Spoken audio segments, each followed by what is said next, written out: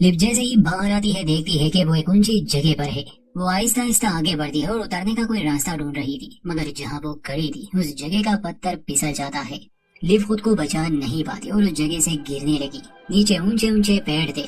Lift काफी ऊंचाई से गिरती है, मगर गिरते गिरते वो पेड़ के टहनियों से टकरा रही थी, जिससे गिरने की रफ्तार कम हो गई। फिर भी गिरने के बाद वो कुछ समय के लिए बेहोश हुई। होश आने पर तो वो उठने के काबिल भी नहीं थी।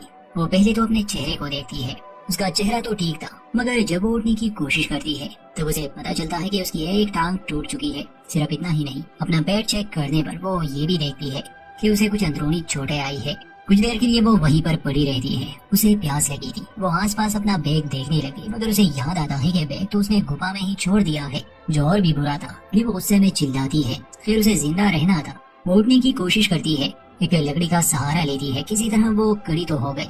अब उसे चलने में भी काफी तकलीफ हो रही थी, मगर उसे अपने पिता की एक बात याद आती है, जो अक्सर एक कहावत कहा करते थे कि हाथी को कैसे गाते हैं, तोड़ा तोड़ा करके। तो लिफ्ट छोटे छोटे कदम लेके आगे बढ़ रही थी, मगर ये काफी नहीं था। उसे सही रास्ता भी मालूम होना चाहिए था, वरना उसकी सारी मेहनत बेकार जाएगी। वो याद करती है कि सूरज जहाँ डूबता है वो वेस्ट है। इसी जानकारी के सहारे वो आगे बढ़ रही थी। चलते चलते रात हो जाती है, इसीलिए वो रात एक पेड़ के नीचे बिताने के लिए सो गई। रात को उसे आसमान में ऑरोरा लाइट्स नजर आती है। एक दिलकश नजारा था, और उसी से लिप को अपनी माँ की एक बात याद आ जाती है, जिसने एक बार लिप से पूछा था कि तुम्हें पता है बेटा, आसमान में इतने सितारे क्यों है। लिप कहती है कि नहीं, तो उसकी माँ कहती है ताकि वो हमें रास्ता दिखा सके। हर कदम के साथ लिप को अपनी जिंदगी का कोई ना कोई पल याद आ रहा था। अगले दिन वो फिर से अपना सफर शुरू करती है। अब उसके दिमाग में डैनी था। उसे लग रहा था जैसे वो उसके साथ साथ जा रहा है।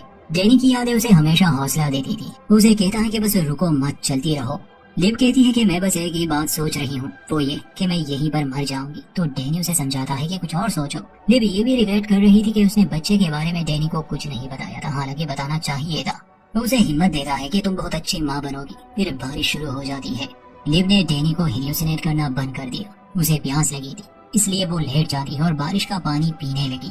वो अपने ख्यालों में ही अपने पिता से बात करती है और पूछती है कि पूरा समय वो मुझसे बात करना चाहती थी, यानी मेरी माँ। उसने कई लेटर्स भेजे, पर कभी आपने मुझे वो नहीं दिखाए, और मुझे ये सोचने पर मजबूर किया कि वो हमें भूल चुकी है। उसके पिता कहते हैं कि पूरा समय उसे मालूम था हम कहाँ हैं। वो लेटर्स भेज रही थी पर कभी वापस नहीं आई।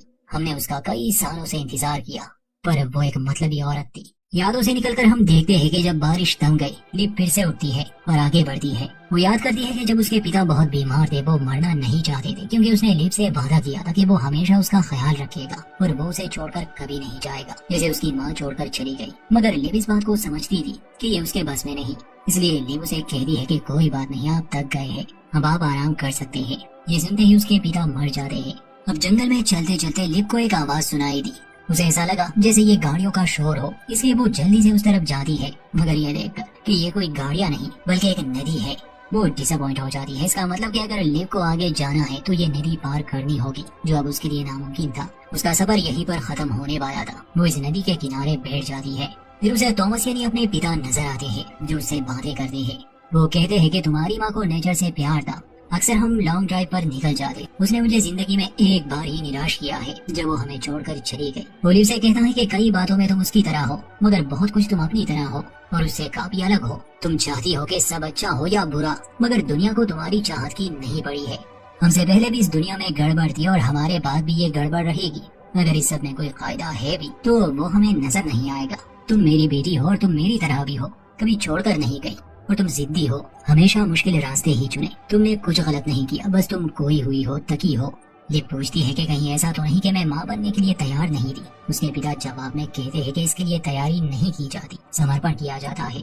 ज्यादा सोचो मत, बस कूद जाओ और बाकी उस पर छोड़ दो। इसके बाद लिव वो सारे लेटर्स हाथ में लेती है। पहले तो बहुत रोई है क्योंकि अब उसका वक्त करीब था। फिर वो पानी में जाती है और उस नदी के साथ ही बहने लगी। पानी का बहाव बहुत तेज था। काफी देर से वो पानी में बहती रही और फिर वो होश में ही नहीं रहती। अंत में वो इमेजिन करती है कि उसका बच्चा इस दुनिया में आने वाला है और डैनी उसके साथ है, मगर असली दुनिया में वो दो लोगों को मिल जाती है जो मछलियाँ पकड़ने आए थे। वो उसे किनारे पर लाते हैं।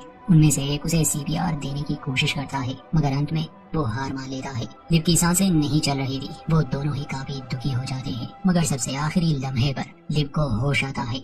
उसकी आंख खुलती है और इसी के साथ इस कहानी का अंत। वैसे तो ये एक हैप्पी एंडिंग होनी चाहिए थी कि वो बच गई और अब वो काफी बदल गई होगी, यहाँ से जाने के बाद वो डैनी से शादी कर लेगी, दोनों के बच्चे होंगे। पर अगर ऐसा नहीं है तो बाकी सबकी तरह ये जिंदा होना भी बस एक ख्याल ही